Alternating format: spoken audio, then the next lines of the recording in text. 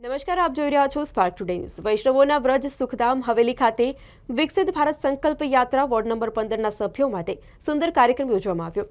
શહેરના પૂર્વ વિસ્તારના વ્રજ ગણાતા સુખધામ હવેલી ખાતે કોર્પોરેટરો ડોક્ટર હિતેન્દ્ર પટેલ, પૂનમબેન શાહ, આશિષભાઈ જોશી, વોર્ડ પ્રમુખ અમિતભાઈ વ્યાસ, બાહોશ વોર્ડ ઓફિસર પરાગભાઈ મોદીના સાનિધ્યમાં આમ આદમીની સરકારની વિવિધ યોજનાઓ, નાના મોટા વ્યવસાયો, વિશ્વકર્મા યોજના, મુદ્રા લોન વગેરે અંતર્ગત રોજગારીની તકો પૂરી પાડવા માટે નાનામાં નાના વ્યવસાય કરતા અને ફેરિયાઓ માટે માહિતી આપવામાં આવી હતી।